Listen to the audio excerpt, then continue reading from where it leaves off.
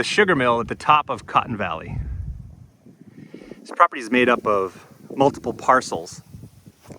As you can see, I came up Seven Flags Road from East End Road, which is down here to the north, across this roadway, and voila, there's the mill. It sits on 21 acres of R2 residentially zoned property, which is medium density residential.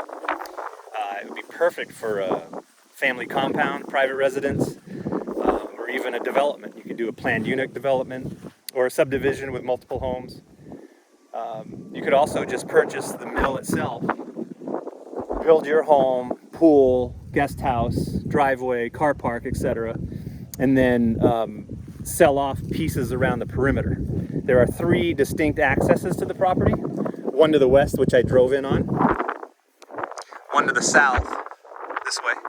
And another one down to the north. So there's 3 access points that could be utilized if you were to subdivide, say, 3 or 4 parcels off and keeping the main piece for your own use. But take a look at this beauty. The keystone here indicates construction around 1827.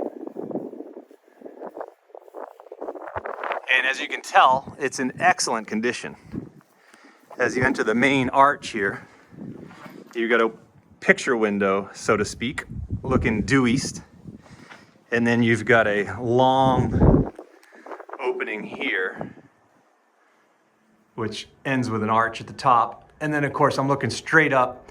There would have been timbers. You can see the slots where the timbers would have been inset. In fact, there's some of them still there. You see there's a piece of timber there. You got a really big chunk sticking out here.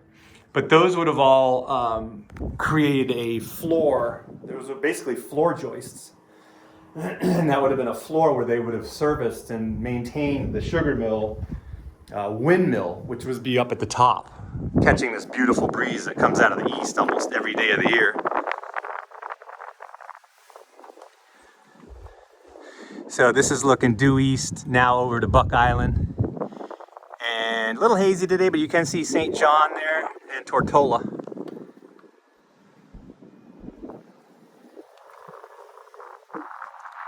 And then south into the hills of Cotton Valley and Catherine's Hope.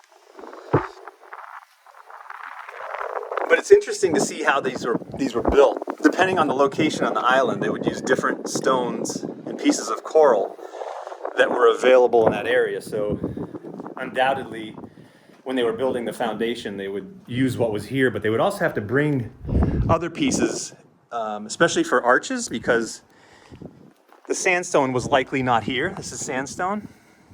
And then obviously the brain coral came from the sea. So those were likely fragments of coral that were washed up on the sea from storms and such. And you'll notice in sugar mills that a lot of the openings are made of that material because it's a little bit softer. Although durable, it's softer and you can carve it and shape it into perfect shapes. Keystones are often made of that. And as you can see, this one happens to be made of sandstone. Really interesting. In addition to that upper level floor, there would have been a lower level floor at this elevation. You can see the holes where the timbers would all converge here in the center, and then the windmill would drive a shaft down, a steel shaft would come down, and then here there would be a base where there'd be a couple of rollers that would roll together, and the sugarcane would be placed into the rollers and it would squeeze the juice out, and then the juice would likely exit the mill this way. I think the raw material would come in this way, but you'd really need to talk to an expert on that. And of course, at one time, 70% of St. Croix was covered in sugarcane. So this mill would have been very productive. The amount of wind that you get up here is just incredible. Check out this arch. Thing's about 35 feet tall. There's a few homes on St. Croix that have incorporated mills into them. One on the South Shore, one that's really famous out in Claremont. And there are some restrictions as to what you can do with them, but you can certainly incorporate them into your home. There's a lot of different options. You just have to get an architect involved and figure out what the best way is to incorporate it respectfully into your home, but also to preserve it and to make sure that it's kept properly maintained. But it's not often a property like this is available at this price point, especially with 21 acres in a great location. I think there's something like 150 or 60 mills on St. Croix, and many of them have disintegrated. But this is one of the few that not only is still in good shape, but is for sale. So if you're looking for something special like this, maybe you're a history buff or you just want something a little larger parcel for your own construction and some privacy, this is it. Because I mean, it really doesn't get any more private than this.